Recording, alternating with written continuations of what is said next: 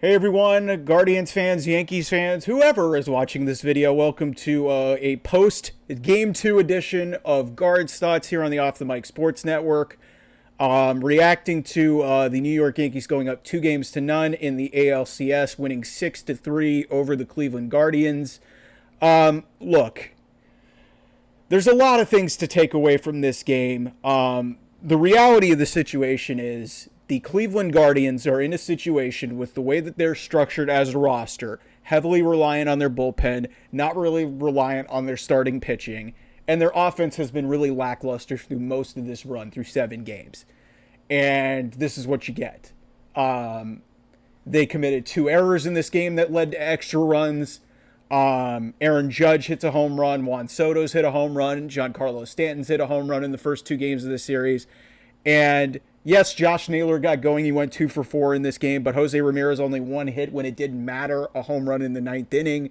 Lane Thomas gets a hit. So yes, you go, instead of going a combined 0 for 11, you go, let's see here, 3, 4, you go 4 for 11 with a home run and an RBI. Congratulations. It's like, and Wilt Brennan, you know, he gets an RBI in this game, but he was kind of a liability. David Fry in a big spot comes up with the bases loaded and just pops out to the dugout side, barely even gets any contact off of it. It was just like so many opportunities in this game that were given to the Yankees and so many opportunities that were missed by the Cleveland Guardians. And you cannot miss that in a series with this much of a margin for error when you are, like I said, yes, you could look at the records of these two teams. They're separated by, the Guardians played 1 less game, but effectively it was a 1-game difference between these two teams. 1, maybe 2-game difference in the standings.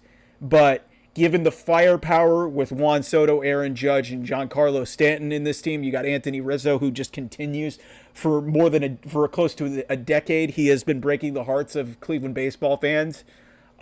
Jazz Chisholm, they had some base running mistakes, but they just have so much talent on this roster. And when your big guns like Steven Kwan, who's only had a hit tonight, Jose Ramirez only has a hit, Josh Naylor had the best game of the series, but it's just they're missing so many opportunities in this series. And when you're giving them 2 runs and then it's a 3-run lead, it's just really hard to, come back from the mistakes that they made, to come back from, going through only getting 4 outs with your starting pitcher in Tanner Bybee, who was not good, through 39 pitches. He gave up 2 earned runs, only struck out 2 guys, and only got 4 outs in this game. And then they went Cade Smith, who was awesome in this game. Then they go to Tim Herron. Eli Morgan only throws 6 pitches, which I don't understand because he's honestly been a relief. Eric Sabrowski only gets 2 outs. Pedro Avila gets an out. And then you get 2 outs with Hunter Gaddis, and Hunter Gaddis gives up 2 runs, which was the home run to Aaron Judge. And Ben Lively comes in, gives him a nice little bit of run, only gives up a hit, gets 4 outs. But this was an opportunity for them to win this game, man. Like, you chase Garrett Cole. He doesn't even get a win in this game. You chase Garrett Cole after 4 1/3 innings. Gives up 6 hits. You get 2 earned runs off of him. He walks 4 guys. Like, it wasn't like the Guardians really... this was there for the taking for them. And that's what's so demoralizing about this loss. And then you look at game 1 with the disastrous 3rd inning. They maybe had a chance to win that game. Like, that's the frustrating part about this whole thing, is that you look at this and it's like the Yankees haven't exactly blown the Guardians away in this series. And to be down 0-2, knowing you had a chance to win both of these games, and you just didn't capitalize on opportunities, that really sucks. Because postseason baseball is all about timely hitting and timely pitching. And the Guardians have just not done very much of either. It's their bullpen that, is being put in an impossible situation where basically you have 1 1/3 inning from your starting pitcher, and then you have to make it up the rest of the way with your bullpen, and you're relying on everybody to be perfect. And a lot of these guys are rookies or guys who are being put in uncomfortable situations. Cade Smith has really been great, But now you're starting to see Hunter Gaddis, who's a big part of this, starting to be let down. Emmanuel Clase, who we have not seen in this series, which, to some degree is good. We'll see how he rebounds if he's able to get into this game, but he's not invincible. You're having to rely on, unlikely sources to get you through some of these games, and this is the price that the Guardians pay for not having an ace really starting pitcher like a Shane Bieber, who's been gone for most of the season. And now you go to Game 3, you're going to have to rely on Matthew Boyd, another journeyman, to get you through. He pitched pretty well in most of the games, but they're going to need some depth and some length in these games and some good pitching, because they cannot win a World Series the way that they are currently. This is not a sustainable thing to do. And you could tell Stephen Vogt did not want to make that move, but he sensed that the game was getting away. They got out of it, and then they had multiple opportunities to potentially take the lead, and they got this to 3-2, but you had the bases loaded. You had men on base. You're leaving multiple guys on base again. It's not a rest. They left 11 guys on base, man.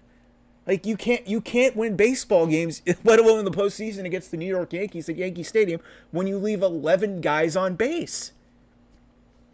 It's just not going to work. And you had an opportunity against a guy you struggled to get him out of the game, and you couldn't come up with a timely hit. And Jose Ramirez, here's hoping that home run in the 9th inning off of Luke Weaver wakes him up.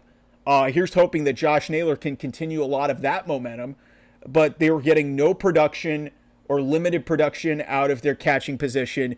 You go to David Fry, he takes one pitch and flies out in a big spot when you had runners on base. I think it was the bases loaded with one out, fly out. It's just, you get a bad call on Brian Rocchio for a strike 3. But again, this can't be about the umpire. The umpiring wasn't great in this game.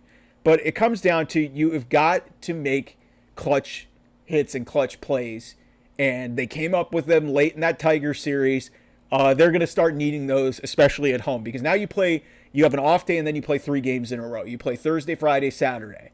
And if they drop a game at home to the Yankees, there's really no hope that they're going to be able to come through. But we've seen crazier shit, and I give credit to the TBS crew for pointing this out. The Philadelphia Phillies, in the series that the TBS crew covered in the NLCS last year against the Arizona Diamondbacks, seemingly an overmatched team. They go back to Arizona. Arizona's able to, make this a series, and then they win Game 7 on the road.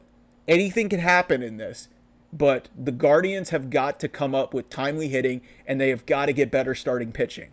Because this is the model that they have right now, where their starters are going 2, 3, maybe 4 innings. It's just not going to work in a 7-game series. They were able to get by in the Tiger series and be able to, manufacture a bunch of outs. But this whole modern managing style of going matchups and whatnot, and platooning and whatnot, maybe it'll start to work for Stephen Vogt at home, but it hasn't worked through the first 2 games. Their defense, which was really a cornerstone of this team, has let them down. They had 2 big errors. Brian Rocchio drops a fly ball in the first inning that leads to a run. Will Brennan mishandles a ball in the outfield, leading to another run. And then around that, you get an Aaron Judge home run, and Aaron Judge wakes up. So I really don't know where this team is at. But they absolutely have to win Game 3. It's really a situation where, yes, I understand in that series that I was referencing, Phillies and Diamondbacks, the Diamondbacks didn't win all those games, in Arizona. Like they had to go back down 3-2, and I think they had to manufacture 2 wins, if I'm not mistaken. So in this situation, I just don't know if the Guardians drop a game, especially Game 3. If they lose Game 3, the series is over.